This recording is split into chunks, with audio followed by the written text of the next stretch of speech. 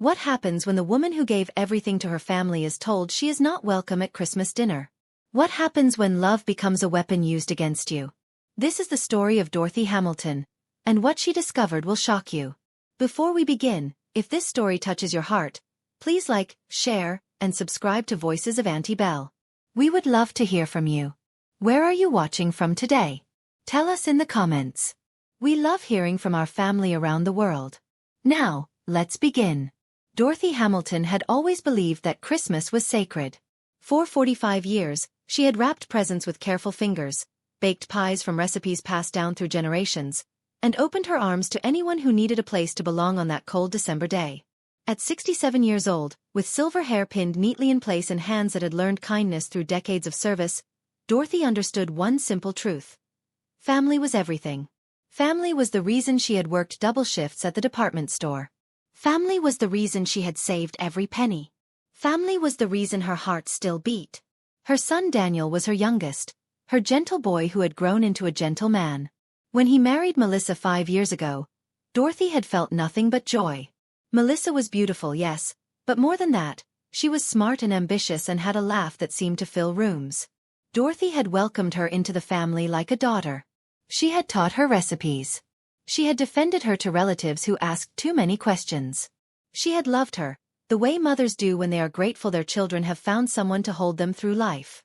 But this morning on Christmas Day, as Dorothy rolled her small suitcase up the driveway of the beautiful two-story home at 2847 Maple Street, something felt different. The house was magnificent, painted in soft cream with dark green shutters. Wreaths hung perfectly symmetrical on every window. The lawn had been manicured to impossible smoothness. Everything about it screamed success and perfection. But as Dorothy approached the front door, she felt a small, quiet chill that had nothing to do with the winter air. Daniel opened the door with a smile, and for a moment, everything felt right. He hugged his mother the way he always did, warm and genuine, and Dorothy allowed herself to believe that this Christmas would be like all the others. She stepped into the foyer, where a grand staircase curved upward and the smell of cooking filled the air. But it was not the cooking she recognized. There were no familiar spices, no warmth of a family kitchen that had been cooking since dawn. Instead, the smells were strange and sophisticated, hired and hollow. Melissa appeared at the top of the stairs, wearing a dress so elegant it made Dorothy's homemade green sweater feel suddenly shabby. Her face held a smile, but it was the kind of smile that does not reach the eyes. The kind of smile that is a performance. Daniel did not notice. He was already taking Dorothy's coat, already asking about her drive, already showing her to the living room where a fire was burning in the fireplace. What happened next would change everything. As Dorothy settled into the living room, she had unpacked her suitcase upstairs and brought down the apple pie she had spent 4 hours preparing. She had made it from scratch, using her mother's recipe, with apples she had selected one by one from the farmer's market. The crust was golden and flawless. Steam still rose from the lattice top. It was, without question, the most beautiful thing in that perfect house. When she walked into the kitchen to find a place for it, Melissa was there, and her face changed. Not subtly. Not in a way that could be mistaken for anything else. Her eyes narrowed. Her jaw tightened.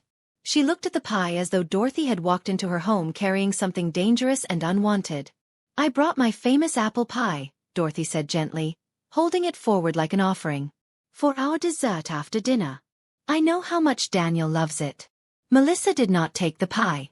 Instead, she turned to the counter, where an expensive bakery box sat open, revealing a professional dessert that looked like it belonged in a magazine. "We already have dessert," she said quietly. "I ordered it from that place in the city. The one that costs $200. Dorothy felt her heart drop, but she said nothing. She set the pie down on a small corner table and stepped back. Perhaps Melissa simply had different plans this year. Perhaps this was about efficiency, about wanting to spend time with family rather than fussing over preparations. Dorothy could understand that. She had always been flexible. She had always been the kind of person who adapted to keep the peace. But then Melissa did something that would echo through the next 24 hours and change the trajectory of everything that followed.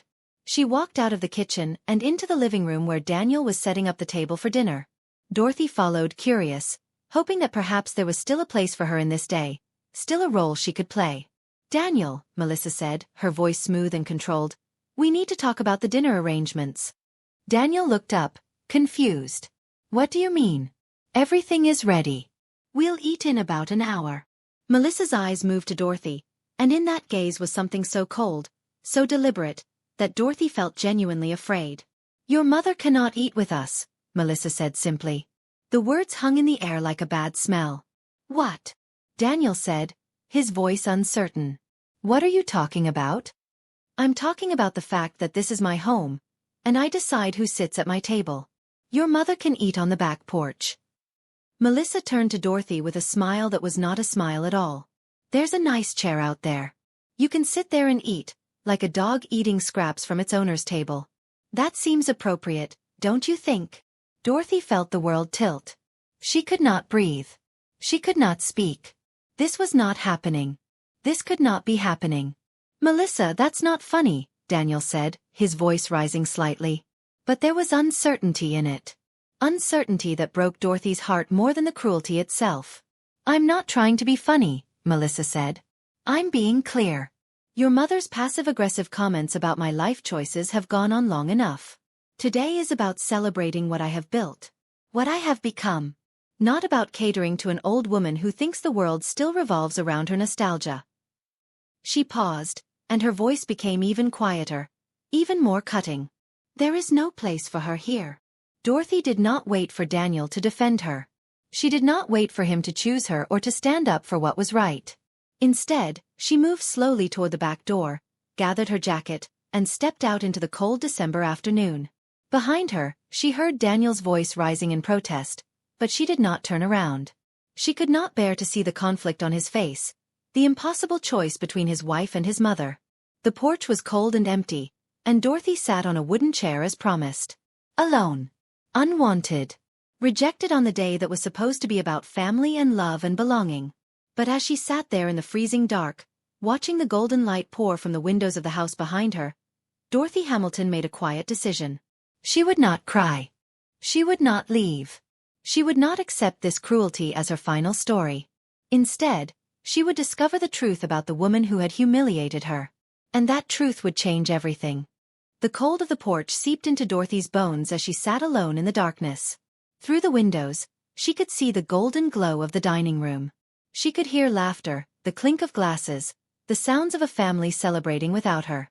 Daniel's voice rose and fell, and she wondered if he was defending her to his wife, or if he had already accepted her exile as the price of peace.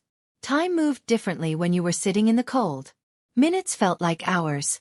The pie she had made with such care sat inside the warm kitchen, going to waste. Dorothy thought about all the other Christmas dinners she had attended in this house, all the time she had been welcomed and cherished. She thought about the moment Melissa had looked at her with such contempt, such calculated cruelty. That look was not an accident. That look was a choice. At some point, Daniel came to the back door. He had brought her a plate of food, warmed under foil, and a cup of hot tea. His face was pale and confused. "Mom, I'm sorry," he said, and she could hear the conflict breaking his voice. "She's just stressed about the holidays. She doesn't mean it." But Dorothy knew the truth. People who did not mean something did not plan it so carefully. Melissa had chosen every word, measured every cruelty. She had humiliated her in front of her son deliberately, and now she was allowing her son to believe it was a momentary lapse rather than a window into who she truly was. "It's all right, sweetheart," Dorothy said, taking the plate from his trembling hands. "You go back to your wife. Enjoy your dinner." Daniel hesitated at the door, torn between two women, and Dorothy realized in that moment that something fundamental had shifted in her relationship with her son. He loved her, yes, but he was afraid of his wife. Fear, Dorothy understood, was more powerful than love. Fear made people do terrible things. After he went back inside, Dorothy sat with the plate of food untouched. Her appetite had vanished, replaced by something harder and colder than hunger. It was the feeling of clarity. It was the moment when a person stops accepting lies and starts looking for truth. She waited until the house grew quiet. She waited until the lights upstairs flickered on and the sounds of movement suggested that Melissa and Daniel had gone to bed. Then, careful and deliberate, she made her way into the house through the back door that Daniel, in his guilt, had left unlocked. Dorothy had never been a woman who snooped. She had been raised to respect privacy, to trust that people were who they claimed to be. But that had been before today. That had been before her son's wife had looked at her with such contempt and told her there was no place for her in a family she had spent 67 years loving. The house was dark and strange at night. Dorothy moved slowly, her hand trailing along the banister of the grand staircase. She knew that Daniel's office was on the second floor, a room where he kept his computer and the papers of his life. She also knew that Melissa spent most of her time in a small sitting room off the master bedroom, a space she kept locked and private. Dorothy had always respected that boundary. Not anymore. The sitting room door was locked, but Melissa had hidden the key in the same place most people hid things. It was in a decorative box on the dresser, beneath a pile of scarves. Dorothy's hand shook as she turned the key, as she opened the door, as she stepped into the private sanctum of her daughter-in-law's life. What she found there would have broken her heart if her heart had not already been broken beyond repair. Photographs. Hundreds of them. Tucked into albums and scattered across a small desk. Dorothy's eyes went wide as she looked at image after image. Melissa with a man who was not her husband. A tall man with graying hair and a confident smile. In some photographs they were in hotel rooms, tangled together. In others they were at restaurants, his hand on her back, her head tilted toward his in an intimacy that spoke of long deception. In one particularly cruel image, they were at a restaurant that Dorothy recognized, a place where Daniel had taken her for her birthday just months ago. The date stamp on the photo showed it had been taken the day after her birthday dinner. Dorothy's fingers trembled as she held the photographs. Her breath came in shallow gasps. This was not just an affair. This was calculated betrayal, carefully hidden, deliberately continued. This was a woman who had looked into her husband's eyes every day and lied. But there was more. Dorothy found bank statements.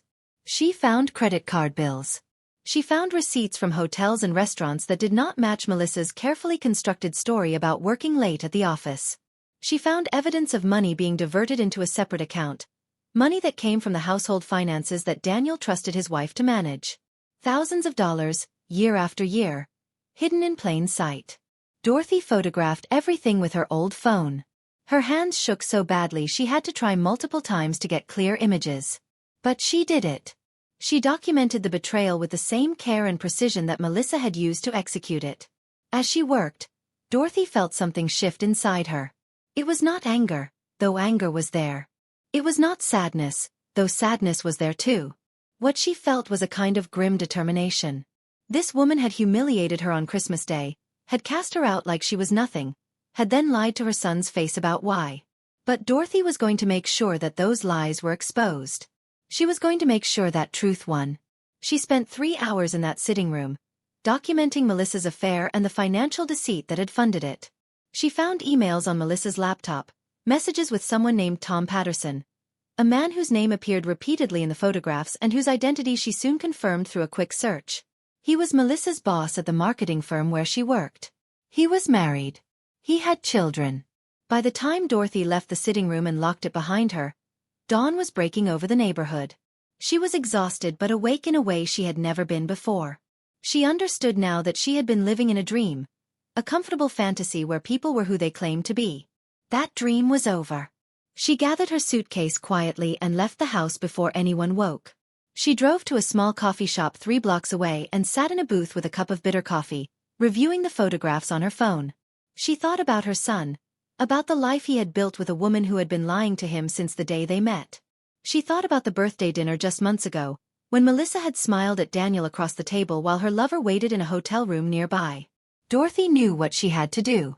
She knew it would not be easy. She knew it would create a storm that would shake the foundations of her son's life. But she also knew that sometimes the most loving thing a mother can do is tell the truth, even when that truth is terrible. She pulled out her phone and called Daniel. It was 7 in the morning, but she did not care. Her son answered on the 3rd ring, his voice groggy and confused. "Mom? What's wrong? Where are you?" Dorothy took a breath. The moment was here. The moment when everything would change. "Daniel," she said quietly, "I need you to listen to me. Very carefully. What I am about to tell you is going to hurt, but you need to know the truth.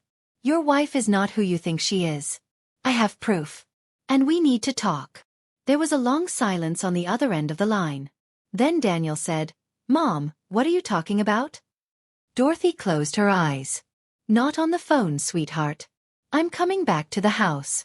But I want you to prepare yourself. Everything is about to change. As she drove back toward her son's house, toward the confrontation that would shatter his carefully constructed world, Dorothy felt something like peace settle over her. She did not know what would come next. She did not know if Daniel would believe her, if he would stand by his mother or by his wife. But she knew that she had made the right choice. She knew that truth, no matter how painful, was always better than the comfortable lie. The Christmas that was supposed to be about family and love had become something else entirely. It had become about justice. It had become about a mother protecting her son from a woman who had proven herself willing to destroy everything for her own selfish desires. And as Dorothy pulled into the driveway of the house at 2847 Maple Street, she understood that the hardest part was still ahead. But she was ready. She was stronger than she had ever been. And she would not stop until the truth was told and her son was free. Daniel was waiting on the front porch when Dorothy pulled into the driveway. His face was pale, and she could see that he had not slept. He had thrown a sweater over his pajamas, and his hair was still disheveled from bed. When he saw his mother, he rushed down the steps toward her, and she could feel the fear radiating from him. "Mom, what's going on? You're scaring me," he said, pulling her into a hug that felt desperate and uncertain. Dorothy held her son for a moment, gathering her courage. She could feel him trembling, and she understood that what she was about to do would hurt him in ways that would take years to heal. But there was no other path forward. There was only truth or continued deception, and she loved him too much to let him live a lie. "Let's go inside," she said quietly. "We need to talk as a family." Daniel hesitated. "Melissa is still sleeping. Whatever this is, maybe we should talk alone first." But Dorothy shook her head. "No. She needs to hear this. And she needs to hear it now, while you are present and strong enough to listen to the truth without her manipulating it." They went inside together. Dorothy waited in the living room while Daniel went upstairs to wake his wife. She could hear the muffled sounds of conversation, then a door closing, then footsteps on the stairs. When they appeared, Melissa was dressed and made up. Her hair perfectly styled. Her face arranged in an expression of confused concern that Dorothy now understood was a mask worn by an expert liar. "Dorothy, what's all this about?" Melissa asked, sitting down on the sofa with the kind of confidence that comes from someone who believes they have hidden their tracks well. "Daniel said you had something urgent to tell us?" Dorothy did not sit down. She stood in the center of the living room, and she pulled out her phone. Her hands were steady now.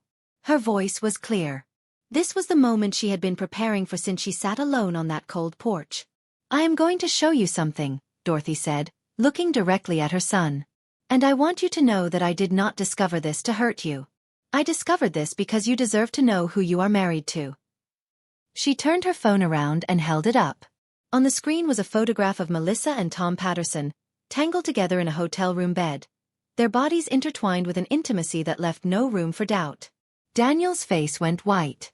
All the color drained from it in a single moment, leaving him looking like a ghost of himself. His mouth opened, but no sound came out. Melissa stood up so quickly that she knocked over a lamp. "What? How did you get that?" she demanded, her voice shrill with panic. "That's invasion of privacy. That's illegal. You had no right to go through my things." But Dorothy was already showing Daniel another photograph. And then another. And then another. She showed him the hotel receipts. She showed him the bank statements with the diverted funds. She showed him the emails on Melissa's laptop, messages filled with endearments and plans and lies woven so carefully that they had become second nature. "No," Daniel whispered. His voice sounded like it was coming from very far away. "No, this can't be real. This can't be happening." Melissa's panic transformed into something uglier. She tried to snatch the phone from Dorothy's hands, and when Dorothy stepped back, Melissa's face twisted with rage. "You manipulative old woman," she hissed. "You never wanted me to be happy. You never wanted your precious son to have a life that didn't revolve around you. So you went through my private things to try to destroy me. That's what this is about. You're a pathetic, lonely old woman, and you're jealous that Daniel has a life with someone else." The accusation was so backwards, so inverted from the truth, that for a moment it left Dorothy breathless. But then she saw something in her son's face shift. She saw the moment when he understood that his wife was not denying the affair. She was attacking his mother instead. "You're having an affair," Daniel said slowly, as if he was speaking a language he did not fully understand. "You're having an affair with Tom Patterson." Melissa's face changed again, cycling through emotions like a broken projector. Anger became desperation, became calculation, became cold, hard anger once more. "Yes," she said flatly. "Yes, I'm having an affair. And you know what? I'm tired of pretending to be someone I'm not. Tom understands me. Tom appreciates me. Tom doesn't bore me with his stupid job and his boring life and his pathetic devotion to his manipulative mother." Daniel flinched as though he had been struck. Dorothy could see her son breaking in real time, could see the foundations of his life crumbling before his eyes. "How long?" he asked quietly. 3 years, Melissa said, and there was almost a note of pride in her voice, as though she was admitting to an accomplishment rather than a betrayal. 3 years of hotel rooms and lies and pretending to care about your boring life. Dorothy watched as her son sat down slowly on the sofa. He looked like a man who had aged 20 years in 20 seconds. His hands were shaking, and when he spoke, his voice was barely audible. "We have been married for 5 years, he said. "So you were already planning to sleep with him before we even said our vows." The truth of that statement hung in the air like a physical thing. Melissa did not deny it. She simply stared at him with an expression that was completely empty of remorse. "There's more," Dorothy said gently. She showed him the credit card statements, the money that had been diverted into a secret account, the thousands of dollars that had been taken from their shared finances to fund the affair and pay for hotel rooms and dinners and trips. Daniel looked up at his mother, and she could see that he was drowning. "She stole from me," he said, not quite believing it. "Yes," Dorothy said quietly. "She did." The front door opened then, and Daniel's best friend Marcus walked in. He had been called by Dorothy that morning before she came to the house. She had needed a witness, someone who could confirm that what was about to be revealed was true and not some elaborate misunderstanding. Behind Marcus came Linda, a woman who worked in accounting at the firm where Daniel was employed, a woman whose expertise and forensic attention to detail would prove invaluable in the days that followed. Melissa saw them and her face went even paler. "What is this?" she demanded. "What are you doing?" "I'm making sure my son knows the full extent of what you have done," Dorothy said calmly. "Linda has spent the last 2 hours going through the financial records. She has documented exactly how much money you stole, exactly where it went, and exactly what it was used for." Linda stepped forward with a folder full of papers. Her voice was professional and detached as she laid out the evidence of Melissa's financial crimes. $50,000. 3 years of systematic theft from a joint account. Money that had funded not just the affair but also expensive gifts for her lover, trips to resorts, and a level of spending that had been carefully hidden through false accounting and dummy transactions. Daniel listened in silence. His face had become completely numb, as though he had passed through shock and entered a state of emotional catatonia. Melissa tried to run then.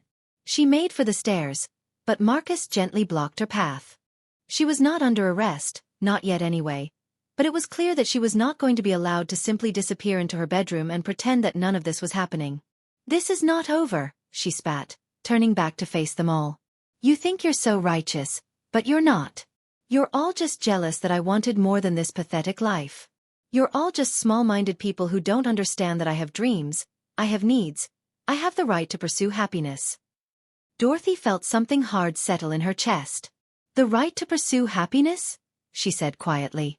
"Yes, perhaps you do. But not at the cost of betraying and stealing from the man who loved you. Not at the cost of humiliating your family. And certainly not at the cost of casting an elderly woman out into the cold on Christmas Day because you were ashamed of who you really are." "I was not ashamed," Melissa snapped. "I was making a point. I was establishing boundaries." "You were being cruel," Dorothy said simply. "You were being cruel because you are a cruel person. And you were hoping that by breaking me down, by making me feel small and unwanted, I would not have the strength to see what you were really doing. But you underestimated me. You underestimated what a mother will do to protect her son." In the silence that followed, Daniel stood up. He looked at his wife as though she was a stranger, and perhaps to him, she was. Perhaps he was seeing for the first time that the woman he had married had never existed at all. Perhaps he was understanding that he had been in love with a fiction, a carefully constructed lie designed to trap him and use him.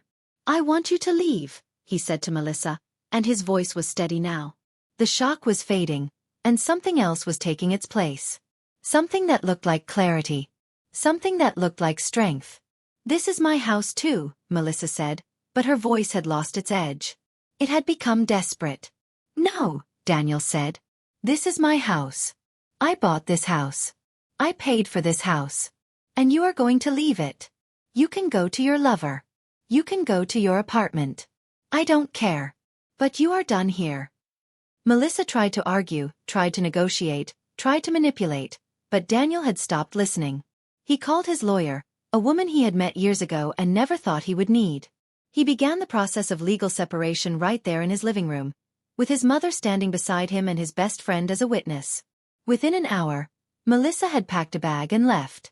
She drove away from the house at 2847 Maple Street with a screech of tires that seemed to echo the rage and humiliation she felt at having been exposed. Dorothy watched her go with no feeling of triumph. There was no joy in this moment, only the exhausted satisfaction of having told the truth. Daniel sat in the silence that followed, and Dorothy could see that he was broken. His marriage was over. The future he thought he had was shattered. But underneath the pain, she also saw something else. She saw the beginning of healing. She saw the moment when a man starts to understand that he has been living a lie, and begins the difficult work of building something true. Dorothy sat down beside her son and took his hand. She did not say anything. She simply held him as he wept, and she understood that sometimes the cruelest thing a person can do is tell the truth. And sometimes the most loving thing a person can do is tell it anyway. The days that followed were not easy. Daniel moved through them like a man waking from a nightmare, uncertain if he was truly awake or still trapped in something he could not escape. The lawyers came and went. Papers were signed. Financial accounts were frozen. Bank records were submitted as evidence. The affair became a legal matter, part of a cold document that outlined betrayal in neat, organized paragraphs. But through it all, Dorothy was there. She moved into the guest room at the house on Maple Street. She cooked meals that her son barely ate. She answered the phone when relatives called with questions and shock and judgment. She held her son's hand during the darkest moments and reminded him that this was not his failure. This was not something he had caused or deserved. 1 week after Melissa left, Tom Patterson came to the house. He was a tall man with graying hair, and an expression that suggested he had finally understood the consequences of his actions. He had left his own wife. His marriage had crumbled just as Daniel's had. He had lost his job when the affair became known at the office, when Linda's evidence had been shared with the Human Resources Department and the leadership team understood that he had engaged in a relationship with a subordinate and contributed to financial misconduct. He stood on the porch with his hands in his pockets, looking at Daniel and Dorothy standing in the doorway, and he did something that surprised them both. He apologized. Not with excuses or justifications, but with genuine remorse. He apologized for the betrayal.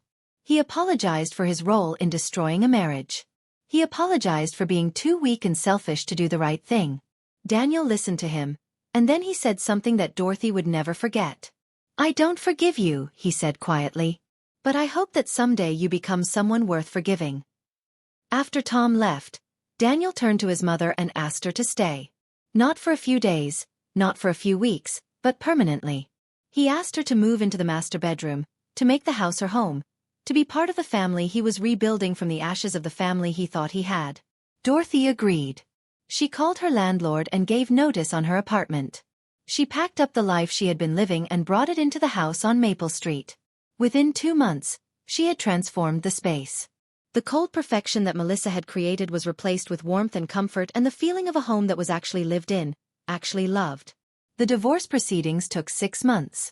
Melissa fought for money, fought for the house, fought for everything she could get. But the evidence was insurmountable. The affair was documented. The theft was documented. The lies were documented. In the end, she received a settlement that was considerably smaller than what she had hoped for, and she signed the papers that officially ended her marriage to Daniel Hamilton. Daniel did not feel victorious when it was over. He felt relieved. He felt sad. He felt the complex emotions of a man who had lost something he thought he had, and was now learning to build something real in its place.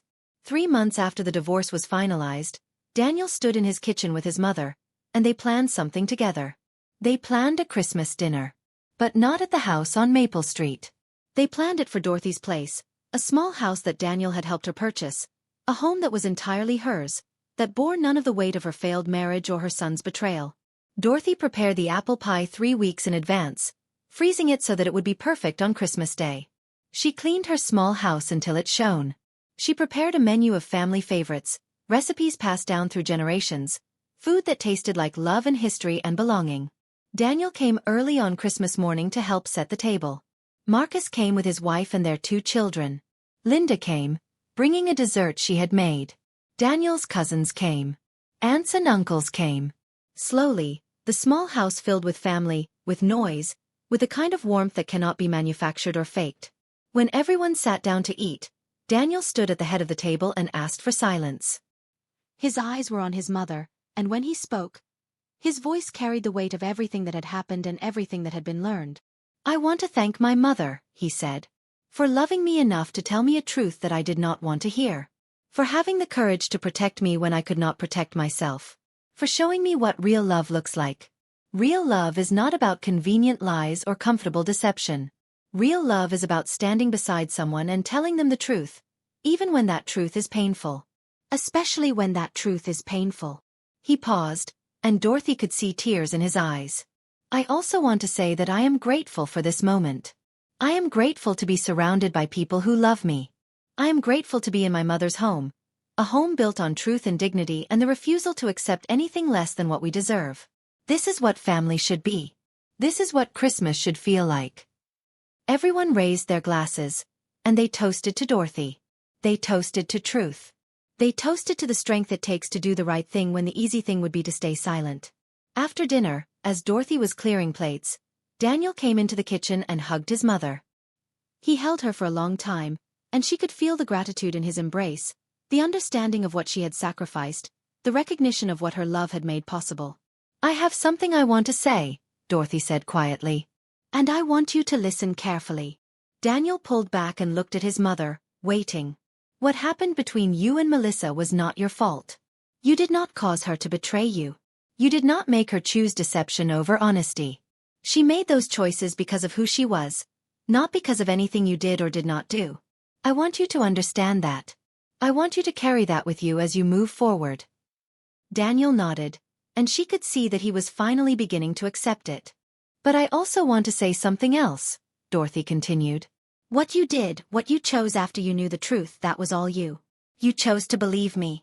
You chose to face reality instead of burying your head in denial.